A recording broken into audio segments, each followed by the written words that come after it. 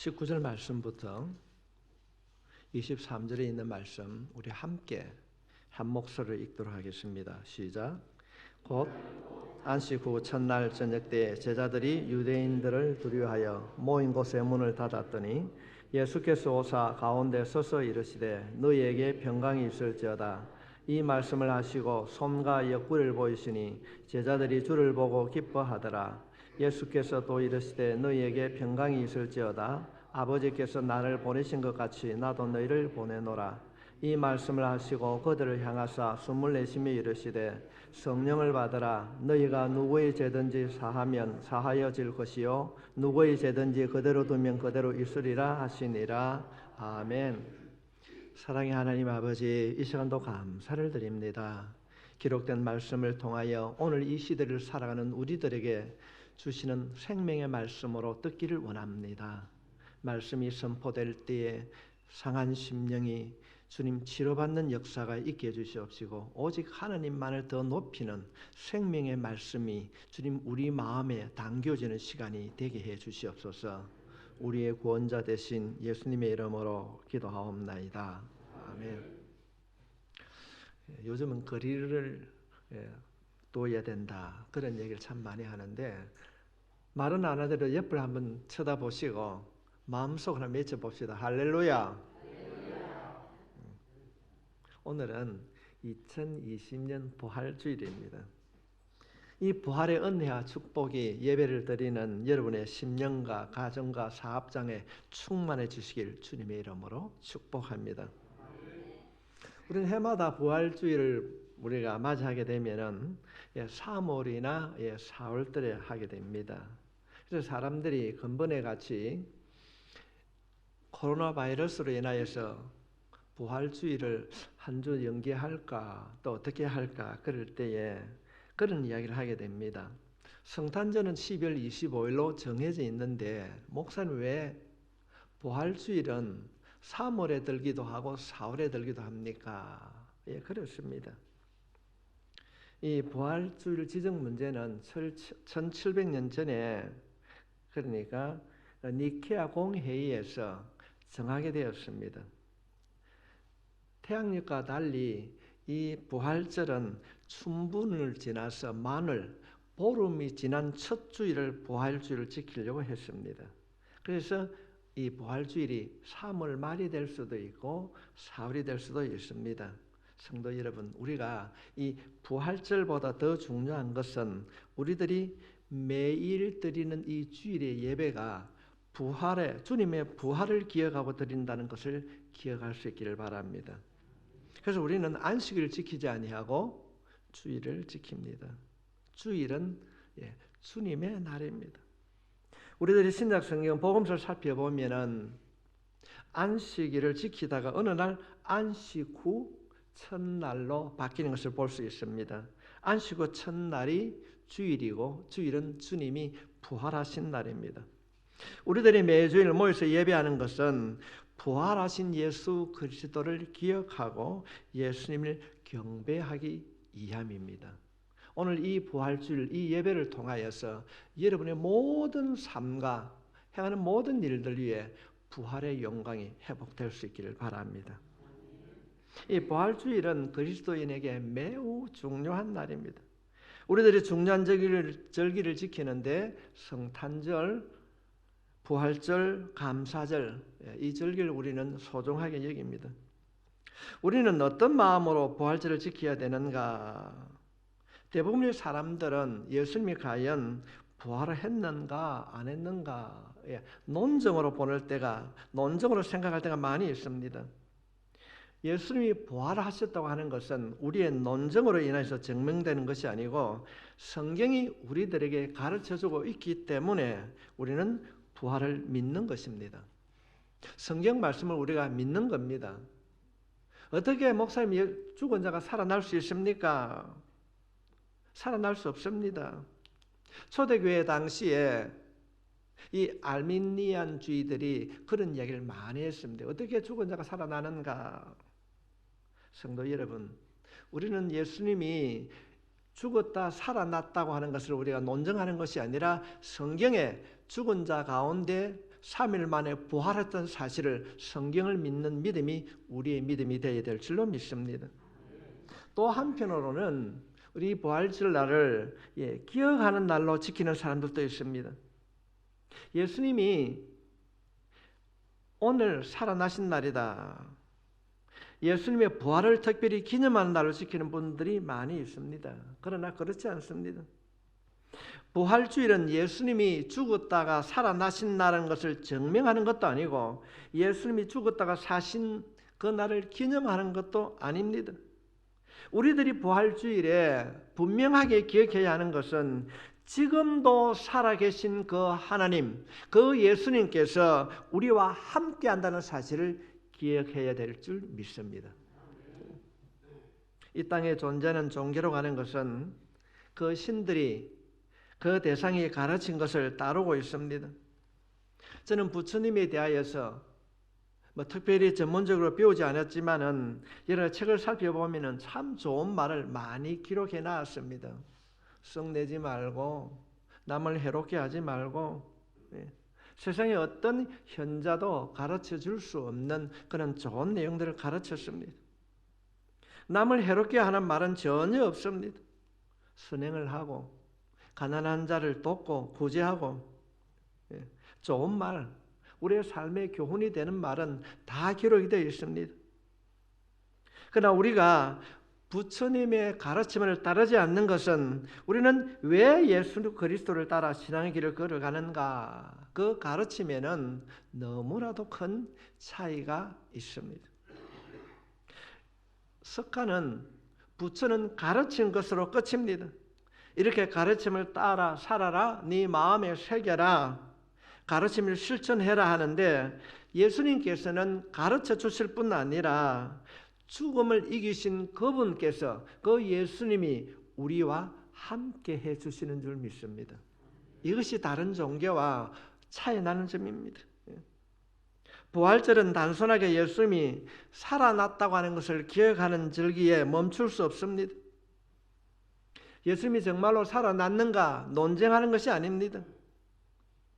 우리가 부활절이라고 하는 신약 성경 고린도전서 15장에 보면은 주님께서 말씀하십니다. 예수님은 성경대로 살아나시고 성경대로 죽음을 이기시고 성경대로 이루어졌다고 말씀하고 있습니다. 우리는 성경을 믿는 사람들입니다.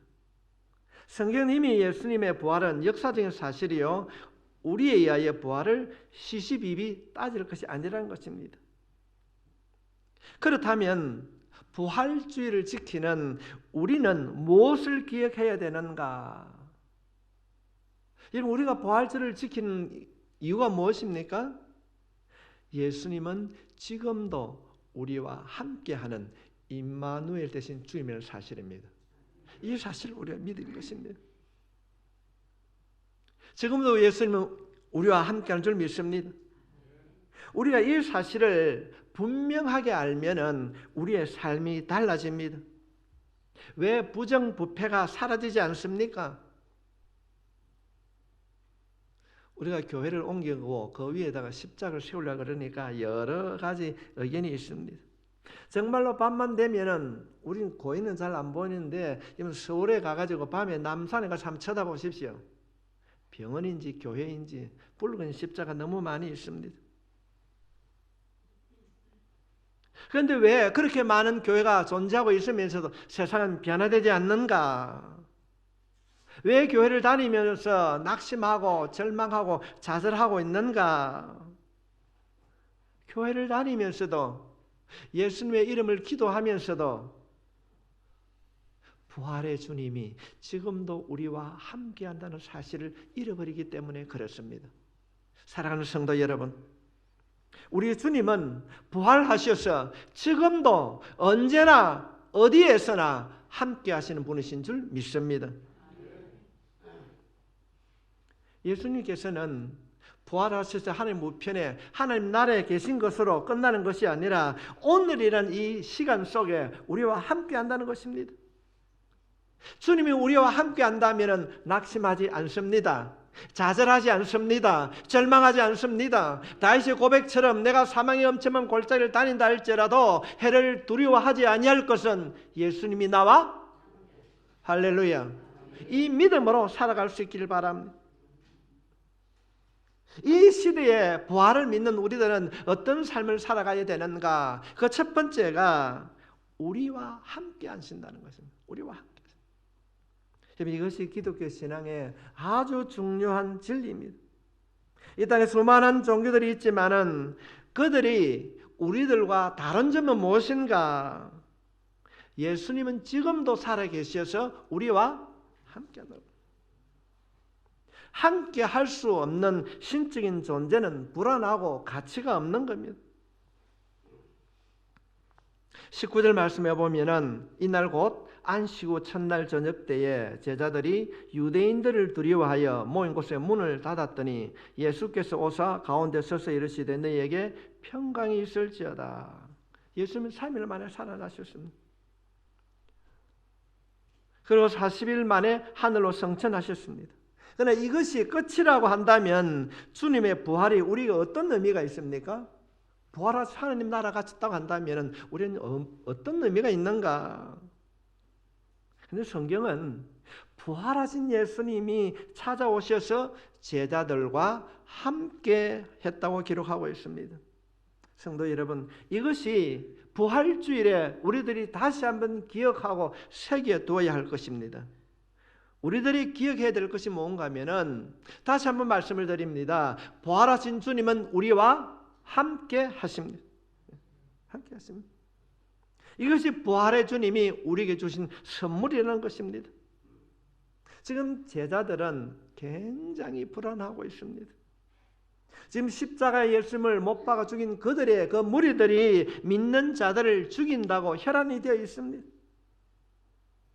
불안해하고 있습니다. 문들을 다 잠궜더라 그러고 있습니다. 이 사건 이전에 우리가 오늘 새벽에도 말씀을 살펴보았는데 마리아는 부활의 주님을 만나지 못하므로 항품을 가지고 무덤으로 갑니다. 가면서 마음에 근심을 하게 됩니다. 누가 돌문을 열어줄까? 근데 가보니까 막상 가보니 문이 열려져 있었습니다. 주님이 입고 계시던 옷이 잘 정리가 되어 있었습니다. 근데 무덤에는 시신이 없었습니다. 당황해하는 이 마리아에게 주님은 말씀하십니다. 16절 말씀해 보면은 예수께서 마리아야 하시거늘 마리아가 돌이켜 히브리 말로 라보니 하니 이는 선생님이라는 말이라. 지금 죽은 예수님께서 마리아와 대화가 이루어지고 있습니다. 예수님은 부활하셨는데 죽음으로 다시 살아남으로 끝나는 것이 아니라 우리와 함께 하신다는 것입니다. 우리를 지켜주십니다. 어떤 형편에 있다 할지라도 주님은 우리와 함께 한다는 사실을 믿을 수 있기를 바랍니다. 신약성의 마태복음 1장 23절 말씀해 보면은 보라가 처녀가 잉태하여 아들을 낳을 것이요 그 이름을 임마누엘이라 하리라 하셨으니 이를 번역한즉 하나님이 우리와 함께 계시다 함이라. 성도 여러분, 코로나 바이러스로 인하여서 세상에 아무리 전염병이 창궐한다 할지라도 때로는 내가 확진 판정을 받는다 할지라도 주님은 우리와 함께 해주시는 분이십니다. 하나님이 예수님을 이 땅에 왜 보내주셨는가? 우리와 함께 하시기 위하여서 보내주셨다는 것입니다. 주님께서 왜 부활하셨는가? 죽음의 권세를 멸하시기도 하셨지만은 다시 살아나셔서 우리와 함께 하시기 위하여서 부활하셨습니다. 이 사실을 우리 이 부활주일에 다시 한번 기억해야 될 줄 믿습니다.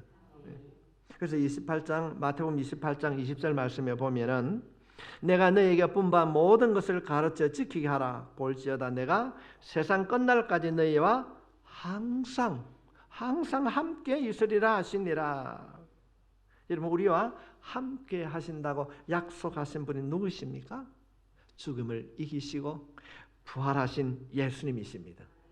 죽음을 이기신 그분이 세상 끝날까지 우리와 함께 해 주시겠다고 약속하고 있습니다. 성도 여러분, 이 놀라운 은혜, 이 임마누엘이라는 이 선물을 우리가 받았음을 믿으시기 바랍니다. 우리는 부활주일에 예배를 드리면서 이 사실을 다시 한번 기억하고 함께하는 그 주님으로 인하여서 넘어졌다면 일어나십시오. 힘들어한다면 함께하신 그 주님으로 인하여서 승리하시기 바랍니다. 주님이 우리와 함께 하신다는 이 사실을 구약에서는 이렇게 증가하고 있습니다. 구약 성경 이사야 43장 2절로부터 3절의 말씀에 보면은 우리 한번 같이 읽을까요? 시작. 내가 물 가운데로 지날 때에 내가 너와 함께 할 것이라. 강을 건널 때에 물이 너를 침몰하지 못할 것이며 내가 불 가운데로 지날 때에 타지도 아니할 것이요 불꽃이 너를 사르지도 못하리니 대저 나는 여호와 내 하나님이요 이스라엘의 거룩한 이요 내 구원자임이라. 내가 애굽을 너의 속량물로 구스와 스바를 너를 대신하여 주었노라. 함께 하신다는 의미가 무엇인가?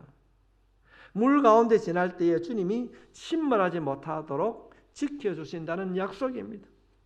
함께 하신다는 의미는 우리가 불 가운데 지날 때에 불꽃이 우리를 사르지 못하도록 부활의 주님이 우리를 지켜주신다는 것입니다. 이 말씀을 우리가 다시 한번 힘을 얻고 담대함으로 일어설 수 있기를 주님의 이름으로 축복합니다. 지금 현재 우리가 살아가는 경제가 너무 어렵습니다. 힘듭니다. 앞으로 더 힘든 일이 우리에게 주어질 수 있습니다. 어떤 환경의 변화로 인하여서 힘든 일들이 주어진다 할지라도 우리와 함께하는 이 부활의 신앙을 통하여서 일어설 수 있기를 바랍니다. 여러분 할 수 있습니다. 할 수 있습니다. 이것이 부활의 주님이 우리에게 주신 첫 번째 선물이었습니다. 두 번째로 부활의 주님이 우리에게 주신 선물이 무엇인가? 모든 것을 채워주십니다. 이것이 주님이 우리에게 주신 선물입니다. 지금 제자들은 죽음의 공포에 두려움에 처해 있습니다. 요한복음 20장 19절 말씀에 보면 이날 곧 안식 첫날 저녁 때에 제자들이 유대인들을 두려워하여 모인 곳에 문들을 닫았더니 예수께서 오사 가운데 서서 이르시되 너희에게 평강이 있을지어다. 지금 제자들은 예수님을 죽인 그 유대인들을 두려워합니다. 예수님처럼 자신들을 죽일 것이라 불안한 마음이 있었습니다. 그 말씀에 보면은 문들을 닫았다. 이 원문에 보면은 문들을 닫았다는 말은 우리말로 하면 꽁꽁 열쇠로 채웠다. 그런 말입니다. 문들을 잠갔다. 복수로 사용한다는 모든 문은 다 잠갔다는 것입니다. 제자들이 극심한 공포 가운데 떨고 있습니다. 이 상황을 누가복음 24장 37절 말씀에 그들이 놀라고 무서워하여 그 보는 것을 영으로 생각하는지라. 예수님을 보시고 뭐라고 그럽니까? 귀신인가? 그렇게 생각했다는 것입니다. 이들은 정상적인 사고를 가질 수 없을 정도로 굉장히 두려워하고 있었습니다. 이때에 주님이 찾아오셨습니다. 주님이 찾아오셔서 어떤 말씀하십니까? 밥 먹었는가? 3일이면 그동안 어떻게 지냈는가? 그렇게 말씀하지 않습니다. 평강이 있을지어다. 아멘. 제자들이 취한 형평과 주님이 주신 평강은 두려움과 정반대의 개념입니다. 에이레네라고 하는 말씀인데 이 에이레네라고 하는 것은 구약에서는 우리 흔히 말하는 샬룸이라는 뜻과 동일한 내용입니다. 합평, 평안이라는 것입니다. 전쟁에서 갑자기 순간적으로 전쟁을 일시적으로 멈추는 현상. 그때 쓰는 단어가 바로 이 에이레네라는 것입니다. 우리들이 흔히 말하는 그래 마음을 편안히 먹어라 그런 의미가 아닙니다. 주님은 두려워하는 그 현실을 바꾸어 주었습니다. 이것이 부활하신 주님께서 우리에게 주신 두 번째 선물인 것입니다. 주님은 오늘 사는 우리들에게 우리들의 가장 필요한 것을 채워주실 줄 믿습니다. 요한복음 20장 말씀을 살펴보게 되면은 세 번이나 주님께서는 평강이 있을지어다, 이 평강을 말씀하고 있습니다. 21장을 우리가 넘어가게 되면은 우리가 너무나도 잘 아는 내용 가운데에 베드로가 고기를 잡는 내용이 기록되어 있습니다. 제자들이 고기를 잡을 때에 예수님께서 찾아오셔서 너희에게 고기가 있느냐 이렇게 묻습니다. 근데 여기서 말하는 너희에게 고기가 있느냐 이 말은 우리가 생각하는 물고기라는 의미가 아닙니다. 지금 너희에게 가장 필요한 것이 바로 고기입니다. 제자들이 고기를 잡고 있기 때문에 제자들에게 가장 필요한 것이 물고기였습니다. 건강에 대하여서 염려하고 걱정을 하고 있다면 건강이 될 수도 있습니다. 물질 문제 때문에 또는 직장 때문에 여러 가지 문제일 수 있습니다. 우리에게는 저마다 필요한 것이 있습니다. 그러나 그들은 자신의 필요를 얻지 못하였습니다. 이때 주님께서 오른편에 그물을 던지라고 하십니다. 주님의 말씀에 순종할 때에 많은 고기를 잡았습니다. 부활하신 주님이 해결해 주셨습니다. 부활의 주님은 우리의 생활에 가장 절대적인 필요한 것을 채워주시는 분이십니다. 이것이 우리가 부활의 주님으로 인하여서 누리게 되는 은혜요, 은총인 것입니다. 이것이 부활의 주님께서 우리에게 주신 선물이라는 것입니다. 이 사실을 깨달았던 사도 바울은 로마 감옥에 갇혀 있을 때 이런 말을 하게 됩니다. 빌립보서 4장 6절로부터 7절에 있는 말씀, 우리가 너무나도 잘 아는 말씀입니다. 아무것도 염려하지 말고 다만 모든 일에 기도와 간구로 너희 구할 것을 감사함으로 하나님께 아뢰라. 그래하면 모든 지각에 뛰어난 하나님의 평강이 그리스도 예수 안에서 너희의 마음과 생각을 지키시리라. 염려하고 있는 상황에서 말하고 있는 겁니다. 염려하지 말라. 하나님께 기도하라. 너희가 하나님께 기도하면은 너희들의 가장 필요한 것을 하나님께서 평강으로 채워주실 것이다. 이 약속이 여러분 생활 속에 이루어질 수 있길 바랍니다. 우리가 이런 시각으로 성경을 살펴보게 되면은 성경의 모든 내용이 우리의 필요를 채워주시는 내용으로 기록이 되어 있습니다. 이 일이 죽음을 이기신 부활의 주님으로 인하여서 우리가 누리게 되는 은혜요, 하나님의 선물이라는 것입니다. 성도 여러분, 여러분의 가장 필요한 것이 무엇입니까? 가장 절박한 것이 무엇입니까? 누구에게 얻을 수 있습니까? 우리들의 지식이나 경험으로 얻을 수 있다고 생각하면 우리가 염려하지 않습니다. 내 생각으로, 내 경험으로 해결할 수 없을 때 우리는 염려하는 것입니다. 그럼에도 우리들이 염려하고 불안해하는 것은 자신이 할 수 없을 때에 불안해하고 염려합니다. 성도 여러분, 이 문제를 해결할 수 있는 분은 부활하신 주님만이 해결할 수 있습니다. 그러므로 우리는 우리 인생의 모든 문제를 주님 앞에 맡길 수 있어야 되는 것입니다. 하나님께서는 우리가 할 수 없는 것까지도 해결해 주실 줄 믿습니다. 제가 건강에는 숙박업소에 출입을 하지 않아서 모르는데, 제가 그전에 직장 생활할 때에 어디 출장 가가지고 여관이나 호텔에 투숙하게 되면은 앞에 뭐가 붙여 있는 거 여러분 혹시 기억하십니까? 기중품은 프론트에 맡기십시오. 성도 여러분, 맡기지 않는 기중품은 책임을 질 수가 없습니다. 지금 주님은 부활주일에 우리들에게 이 메시지를 던지고 있습니다. 내가 너희의 모든 필요를 채워줄 수 있다. 그러므로 너희가 귀하고 어렵고 힘들다고 하는 일들을 나에게 맡겨라. 안 맡기면 나도 모른다. 그렇습니다. 성도 여러분, 우리의 인생을 주님 앞에 맡길 수 있기를 바랍니다. 하나님께서는 해결해 주실 줄 믿습니다. 제가 일전에 어느 우리 성도님과 대화를 하는 가운데 하나님께서는 신묘막측한 방법으로 해결해 주는 것을 제가 깨달았습니다. 맡기면은 하나님께서 해결해 주실 줄 믿습니다. 세 번째로 하나님께서 부활주를 통하여서 우리에게 주신 선물이 무엇인가? 능력입니다. 오늘을 사는 우리에게 주신 부활의 선물 세 번째는 무엇인가? 능력입니다. 21절로부터 23절에 있는 말씀을 보면은 이 말씀을 하시고 그들을 향하사 숨을 내쉬며 이르시되 성령을 받으라. 너희가 누구의 죄든지 사하면 사해질 것이요 누구의 죄든지 그대로 두면 그대로 있으리라 하시니라. 이 말씀을 하시고 예수께서 이르시되 너희에게 평강이 있을지어다. 아버지께서 나를 보내신 것 같이 나도 너희를 보내노라.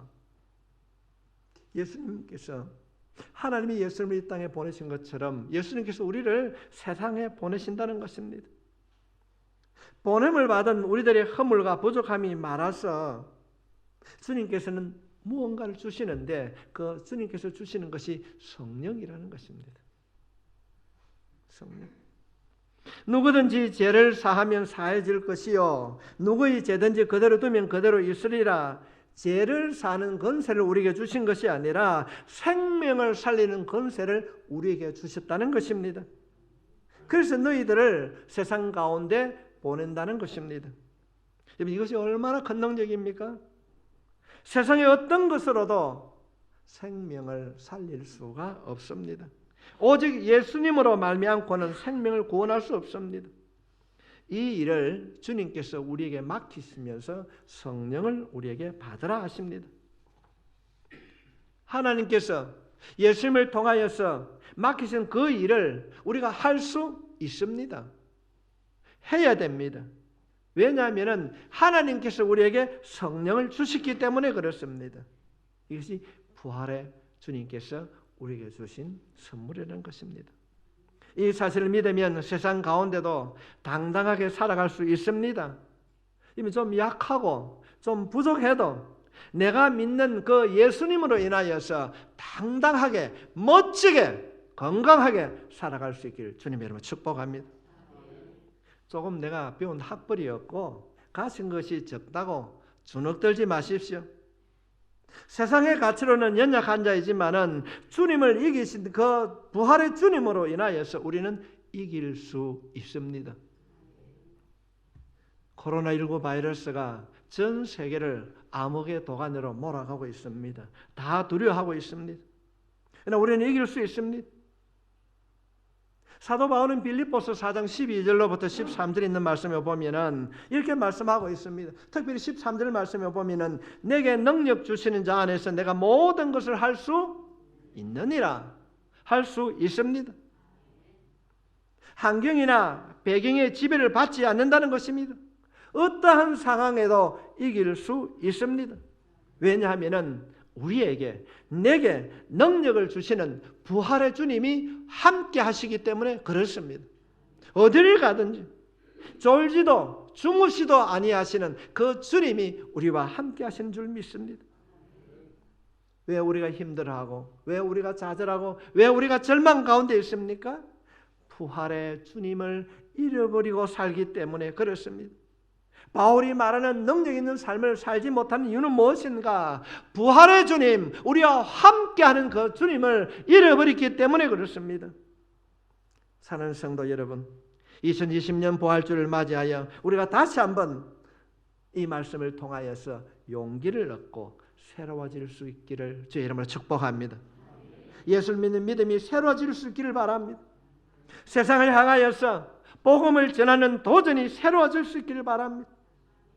우리의 모든 삶에 가정과 직장과 사업장에 부활의 주님으로 인하여서 근심과 불안과 질병이 사라지고 다시 사신 그 주님을 인하여서 이 부활의 선물을 받아 누리는 여러분이 되시길 예수님의 이름으로 축복합니다. 자비하신 하나님 아버지,